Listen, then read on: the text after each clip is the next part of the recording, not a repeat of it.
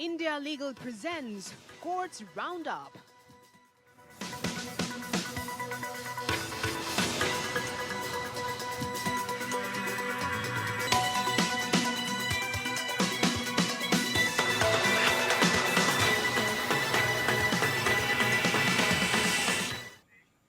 नमस्कार, आप सभी का बहुत बहुत स्वागत है कोर्ट्स राउंडअप में और मैं हूं आपके साथ अंकिता सिंह। अगले आधे घंटे हम सुप्रीम कोर्ट, हाई कोर्ट्स और तमाम निचली अदालतों के बारे में चर्चा करेंगे। तो शुरू करते हैं कोर्ट्स राउंडअप।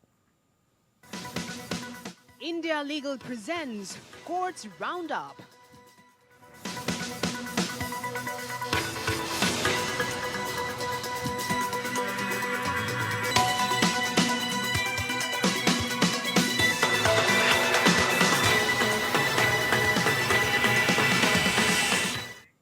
जस्टिस सूर्यकांत ने भारत के 53वें मुख्य न्यायाधीश की शपथ ग्रहण की। सीजीआई के रूप में उनका कार्यकाल 15 महीनों का होगा। वो सीजीआई भूषण आर गवई की जगह लेंगे। राष्ट्रपति द्रौपदी मुर्मू जस्टिस सूर्यकांत को सीजीआई की शपथ दिलाई है।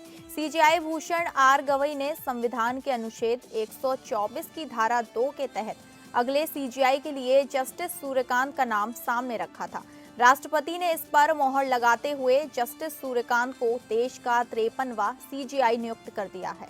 राष्ट्रपति भवन में आयोजित जस्टिस सूर्यकांत के शपथ ग्रहण समारोह में प्रधानमंत्री नरेंद्र मोदी, लोकसभा स्पीकर ओम बिरला, केंद्रीय गृह मंत्री अमित शाह, रक्षा मंत्री राजनाथ सिंह और वाणिज्य मंत्री पीयूष गोयल भी मौजूद थे। जस्टिस सूर्यकांत को 30 अक्टूबर 2025 को सीजीआई नियुक्त किया गया था और वो 9 फरवरी 2027 तक इस पद पर रहेंगे। जस्टिस सूर्यकांत कई अहम फैसलों में सुप्रीम कोर्ट की बेंच का हिस्सा रह चुके हैं।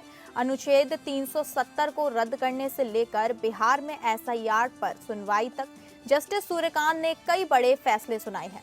उन्होंने चुनाव आयोग को एसआईआर के दौरान निकाले गए 65 लाख वोटरों की सूची जारी करने का आदेश दिया था। 10 फरवरी 1962 हरियाणा के हिसार में जन्मे जस्टिस सूर्यकांत के कुरुक्षेत्र विश्वविद्यालय से मास्टर्स की डिग्री हासिल की थी। वो हिमाचल प्रदेश हाई कोर्ट में मुख्य न्यायाधीश रह चुके हैं।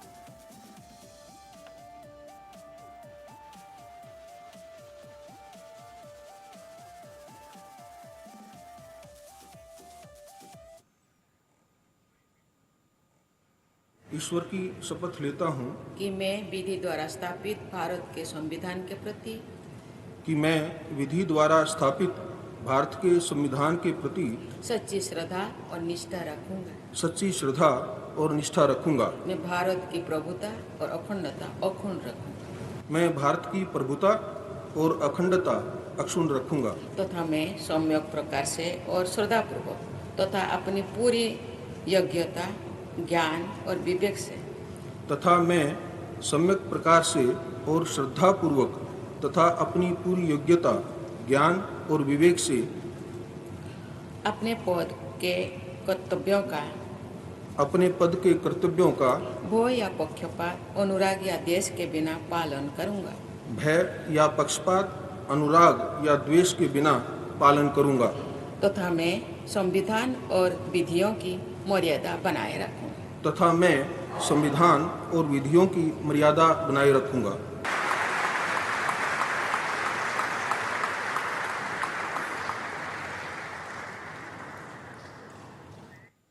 सुप्रीम कोर्ट ने एक महत्वपूर्ण फैसले में कहा कि भारतीय अदालतों के पास विदेश में बैठे आर्बिट्रेशन के लिए आर्बिट्रेटर नियुक्त करने का अधिकार नहीं है। जस्टिस पीएस नरसिम्हा और जस्टिस अतुल एस चंदुरकर की बेंच ने ये फैसला सुनाया। मामले में कंपनी बालाजी स्टील ने आर्बिट्रेशन के लिए आर्बिट्रेटर नियुक्त करने की मांग की थी। कंपनी ने अपने एग्रीमेंट में विदेशी कानून के तहत आर्बिट्रेशन का प्रावधान किया था, लेकिन कोर्ट ने कहा कि एक बार जब पार्टियां विदेशी सीट चुन लेती हैं तो भारतीय अदालत उसी विवाद के लिए आर्बिट्रेटर नियुक्त नहीं कर सकती है। कोर्ट ने कहा कि आर्बिट्रेशन एक्ट का पार्ट 1, जिसमें सेक्शन 11 भी शामिल है, विदेश में बैठे आर्बिट्रेशन पर लागू नहीं होता है। कोर्ट ने कहा कि पार्टियों की सहमति के बिना भारतीय अदालत आर्बिट्रेटर नियुक्त नहीं कर सकती। कोर्ट ने यह भी कहा कि ग्रुप ऑफ कंपनीज सिद्धांत का इस्तेमाल कोर्ट ने कहा कि ग्रुप ऑफ कंपनी सिद्धांत का इस्तेमाल करके आर्बिट्रेशन में शामिल करने की कोशिश करना सही नहीं है, जब तक कि यह साबित ना हो कि सभी पार्टियों का इरादा आर्बिट्रेशन एग्रीमेंट में शामिल होने का था। इस फैसले के साथ ही कोर्ट ने आर्बिट्रेशन याचिका खारिज कर दी। यह फैसला आर्बिट्रेशन और कॉन्ट्रैक्ट कानून के क्षेत्र में एक महत्वपूर्ण निर्णय है, जो पार्टियों की सहमति और आर्बिट्रेशन एग्रीमेंट के महत्व को रेखांकित करता है।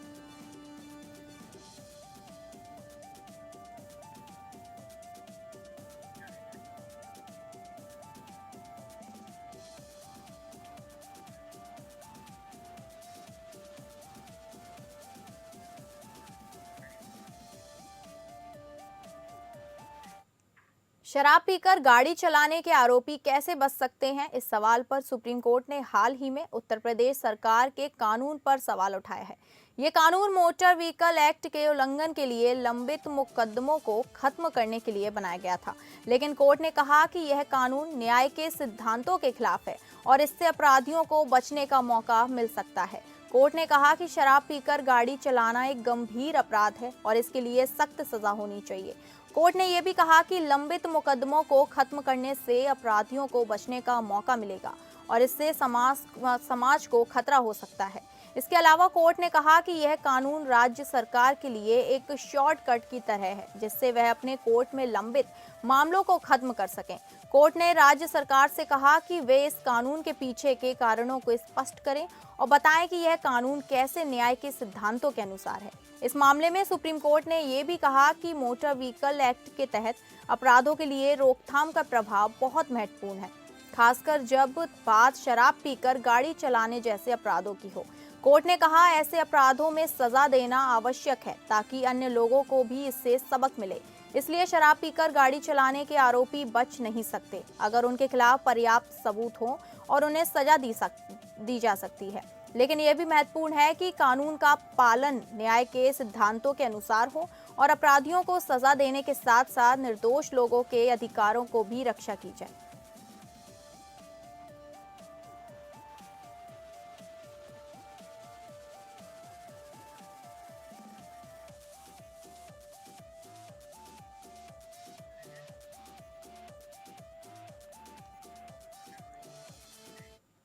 सुप्रीम कोर्ट ने एक महत्वपूर्ण फैसले में कहा कि अगर हाई कोर्ट के अलग अधिकार क्षेत्र में दूसरा उपाय मौजूद है तो आमतौर पर रिट पिटीशन पर विचार नहीं किया जाना चाहिए। जस्टिस दीपांकर दत्ता और जस्टिस अरविंद कुमार की बेंच ने राजस्थान हाई कोर्ट के एक फैसले को बरकरार रखते हुए यह टिप्पणी की है। मामले में अपीलकर्ता ने कस्टम्स एक्साइज और गोल्ड कंट्रोल अपीलेट ट्रिब्यूनल या CEGAT के आदेश के खिलाफ हाईकोर्ट में रिट पिटीशन दायर की थी, जबकि उसके पास रेफरेंस के जरिए हाईकोर्ट में जाने का एक दूसरा उपाय मौजूद था। हाईकोर्ट ने अपीलकर्ता की रिट पिटीशन को नॉन मेंटेनेबल बताते हुए खारिज कर दिया था। सुप्रीम कोर्ट ने अपने फैसले में कहा कि जब किसी दूसरे अधिकार क्षेत्र में हाईकोर्ट के सामने कोई असरदार दूसरा कानूनी उपाय मौजूद होता है तो रिट पिटीशन नॉन मेंटेनेबल हो जाती है। कोर्ट ने कहा कि कानून द्वारा दिया गया दूसरा फोरम ऐसा होना चाहिए जो जल्दी और असरदार राहत दे सके। कोर्ट ने अपने फैसले में 2 कॉन्स्टिट्यूशन बेंच के फैसलों का जिक्र किया, जिसमें कहा गया कि एक बार जब कोई पिटिशनर अपनी गलती की वजह से कानूनी उपाय का फायदा उठाने से खुद को रोक लेता है तो आर्टिकल 226 के तहत अपनी मर्जी का उपाय नहीं मिल सकता है।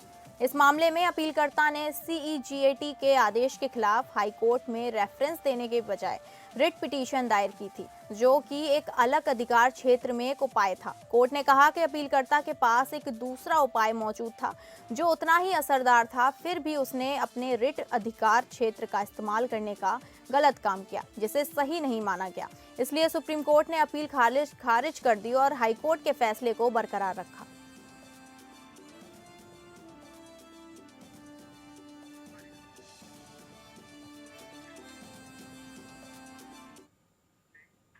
राबड़ी देवी ने राउज एवेन्यू कोर्ट में अपने और अपने परिवार के खिलाफ चल रहे CBI और ED के मामलों को स्थानांतरित करने की मांग की है। उनका आरोप है कि जज विशाल गोग ने पक्षपाती हैं और उन्होंने उनके खिलाफ मामलों में आरोप तय करने में जल्दबाजी की है। राबड़ी देवी ने अपनी याचिका में कहा कि जज गोगने का व्यवहार पक्षपाती है और उन्हें न्यायपालिका पर भरोसा नहीं है। राबड़ी देवी ने अपने आवेदन में कहा कि जज गोगने का व्यवहार कई बार पक्षपाती रहा है, जिससे उन्हें लगता है कि उनके साथ न्याय नहीं होगा। उन्होंने आरोप लगाया कि जज गोगने अभियोजन पक्ष के प्रति झुकाव रखते हैं और उनके खिलाफ मामलों में पहले से ही मन बना लिया है। राबड़ी देवी के वकील ने जज गोगने के समक्ष आवेदन दायर कर मामले को स्थानांतरित करने की मांग की है। इस मामले में लालू प्रसाद यादव, राबड़ी देवी और तेजस्वी यादव सहित कई अन्य लोग आरोपी हैं। आरोप है कि लालू प्रसाद यादव ने रेल मंत्री रहते हुए IRCTC घोटाले में अपने परिवार के सदस्यों को फायदा पहुंचाया और बदले में जमीन और शेयर प्राप्त किए। वहीं नौकरी के बदले जमीन मामले में भी जांच एजेंसी ने आरोप लगाया है कि लालू प्रसाद यादव और उनके परिवार ने अनुचित तरीके से संपत्ति अर्जित की।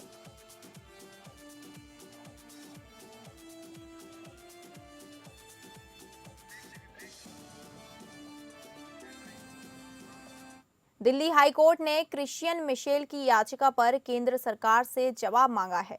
मिशेल ने भारत UAE प्रत्यर्पण संधि को अवैध घोषित करने की मांग की है। उनका कहना है कि यह संधि प्रत्यर्पण अधिनियम के विपरीत है। मिशेल को अगस्ता वेस्टलैंड VVIP हेलीकॉप्टर घोटाले में आरोपी बनाया गया है। उन्हें 2018 में दुबई से प्रत्यर्पित किया गया था। मिशेल का तर्क है कि भारत सरकार उन्हें उस अपराध के लिए मुकदमा चला रही है जिसके लिए उनका प्रत्यर्पण नहीं किया गया था। मिशेल ने ट्रायल कोर्ट के उस आदेश को भी चुनौती दी है जिसमें उनकी जमानत याचिका खारिज कर दी गई थी। उनका कहना है कि उन्हें 7 साल से अधिक समय से जेल में रखा गया था, जबकि CBI ने अभी तक जांच पूरी नहीं की है। कोर्ट ने केंद्र सरकार, CBI और ED से जवाब मांगा है। मामले की अगली सुनवाई 9 जनवरी को होगी। मिशेल के वकील का तर्क है कि भारत सरकार ने प्रत्यर्पण संधि का उल्लंघन किया है और उन्हें उस अपराध के लिए मुकदमा चलाया जा रहा है जो प्रत्यर्पण आदेश में शामिल नहीं है।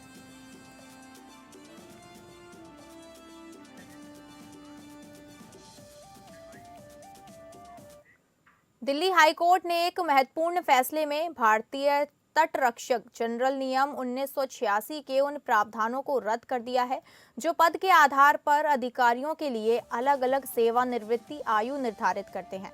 न्यायमूर्ति C हरिशंकर और न्यायमूर्ति ओम प्रकाश शुक्ला की पीठ ने कहा कि नियमों में दी गई भेदभावपूर्ण व्यवस्था असंवैधानिक है और इसका कोई तर्कसंगत औचित्य नहीं है। कोर्ट ने कहा कि पद की परवाह किए बिना तटरक्षक बल के सभी अधिकारियों के लिए 60 वर्ष की सेवानिवृत्ति आयु लागू होगी। कोर्ट ने कहा कि तटरक्षक बल में कमांडेंट और उससे नीचे के रैंक के अधिकारियों और नामांकित व्यक्तियों के लिए 57 वर्ष की सेवानिवृत्त आयु निर्धारित करने वाले नियम 20 उपधारा 1 और 20 उपधारा 2 भारतीय संविधान के अनुच्छेद 14 और 16 के तहत जांच के लिए उपयुक्त नहीं है। कोर्ट ने कहा कि सरकार द्वारा दी गई दलीलें कि कम उम्र के अधिकारियों की आवश्यकता है और उच्च पदों पर पदोन्नति के अवसर प्रदान करने के लिए यह व्यवस्था की गई है, पर्याप्त नहीं है। कोर्ट ने कहा कि सरकार ने अपनी दलीलों के समर्थन में कोई अनुभवजन्य डेटा प्रस्तुत नहीं किया है।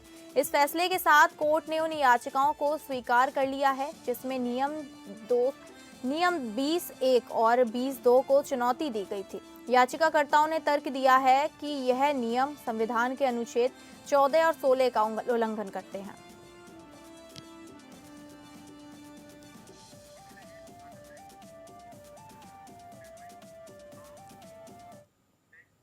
उत्तराखंड हाईकोर्ट ने फेसबुक लाइव के जरिए मॉब लिंचिंग की कोशिश के लिए उकसाने के आरोपी मदन मोहन जोशी को राहत देने से इनकार कर दिया। चीफ जस्टिस जी नरेंद्र और जस्टिस सुभाष उपाध्याय की बेंच ने जोशी की याचिका खारिज करते हुए कहा कि वह लोकप्रिय और लोकतांत्रिक रूप से चुनी हुई सरकारों का मजाक उड़ा रहे हैं।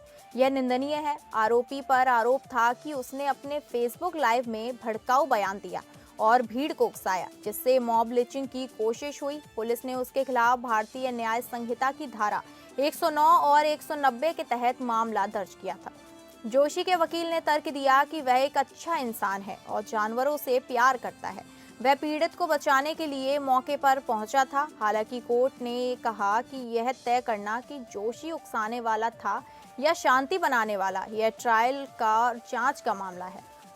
कोर्ट ने यह भी कहा कि कानून के प्रावधानों के तहत किसी व्यक्ति को कब गिरफ्तार किया जा सकता है और अगर पुलिस के हाथ बांध दिए जाते हैं तो यह निष्पक्ष जांच को रोकना होगा।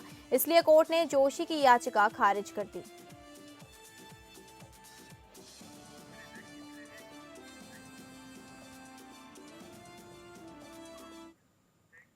इलाहाबाद हाईकोर्ट ने एक महत्वपूर्ण फैसले में कहा है कि अगर कोई कर्मचारी ऊंचे पद पर ऑफिशिएटिंग कैपेसिटी में काम करता है, भले ही वह रेगुलर प्रमोट ना हुआ हो, वह उस समय के लिए उस ऊंचे पद के लिए मिलने वाली सैलरी पाने का हकदार है। चीफ जस्टिस अरुण भंसाली और जस्टिस क्षितिज शैलेंद्र की बेंच ने कहा कि ऊंचे पद के लिए सैलरी ना देना कानून के खिलाफ और पब्लिक पॉलिसी के भी खिलाफ होगा। मामले में याचिकाकर्ता उमाकांत पांडे एक ट्रेनिंग ग्रेजुएट टीचर यानी कि टीजीटी थे, जो east central railway inter college में काम कर रहे थे। जब हेडमास्टर रिटायर हुए तो उन्हें हेडमास्टर की जिम्मेदारी सौंपी गई और उन्हें टीचर इंचार्ज के तौर पर काम करने का निर्देश दिया गया। उन्होंने लगभग 3 साल और 4 महीने तक यह काम किया, लेकिन उन्हें हेडमास्टर की सैलरी नहीं दी गई। रेलवे ने तर्क किया कि याचिकाकर्ता को कभी भी हेडमास्टर के पद पर प्रमोट नहीं किया गया था और इसलिए उन्हें हेडमास्टर की सैलरी का हकदार नहीं माना जा सकता है। हालांकि कोर्ट ने कहा कि याचिकाकर्ता ने ऊंचे पद पर ऑफिशिएटिंग कैपेसिटी में काम किया था और इसलिए उन्हें उस समय के लिए उस पद की सैलरी पाने का हकदार है। कोर्ट ने अपने फैसले में कहा कि अगर याचिकाकर्ता ने सिर्फ रूटीन काम किया होता तो स्कूल 3 साल से ज़्यादा समय तक काम नहीं कर सकता था। इसलिए याचिकाकर्ता का इतने लंबे समय तक काम करना सुरक्षित रूप से ऑफिशिएटिंग कैपेसिटी में कहा जा सकता है, ना कि किसी और कैपेसिटी में। कोर्ट ने यह भी कहा कि डुअल चार्ज अलाउंस के बारे में इंडियन रेलवे एस्टेब्लिशमेंट कोड यानी कि IREC के नियम इस मामले में लागू नहीं होते, क्योंकि यह पहले नहीं भरे हुए पद का एडिशनल चार्ज रखने का मामला नहीं है, बल्कि सुपरएनुएशन के कारण खाली हुई जगह पर कब्जा करने का मामला है। इसलिए हाईकोर्ट ने याचिकाकर्ता की याचिका स्वीकार कर ली और रेलवे को निर्देश दिया कि वह याचिकाकर्ता को 1 दिसंबर 2004 से 6 मार्च 2008 तक के समय के लिए हेडमास्टर की सैलरी का भुगतान करें, साथ ही 6% सालाना रेट से सिंपल इंटरेस्ट भी दें।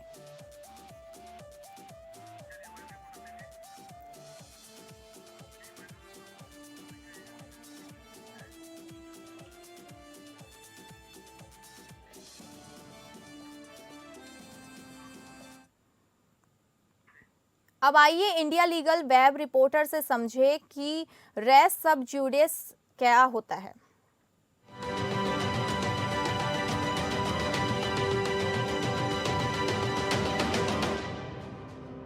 रेस सब जुडिस सीपीसी के सेक्शन 10 के अंडर एक रूल है जो 2 कोर्ट में एक ही मैटर को same parties, same subject matter और सेम इशू पर एक साथ ट्रायल करने से रोकता है। इसका पर्पस है कॉन्फ्लिक्टिंग जजमेंट को अवॉइड करना, अननेसेसरी लिटिगेशन को कम करना और जुडिशियल कंसिस्टेंसी को मेंटेन रखना।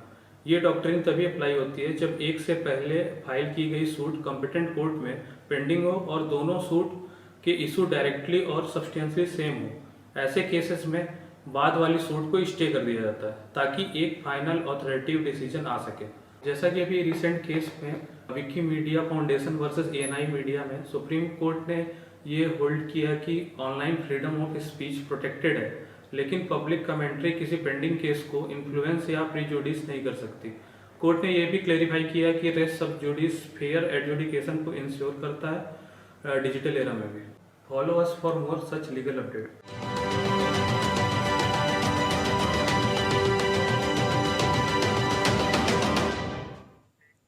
फिलहाल कोर्ट्स राउंडअप में बस इतना ही। नमस्कार।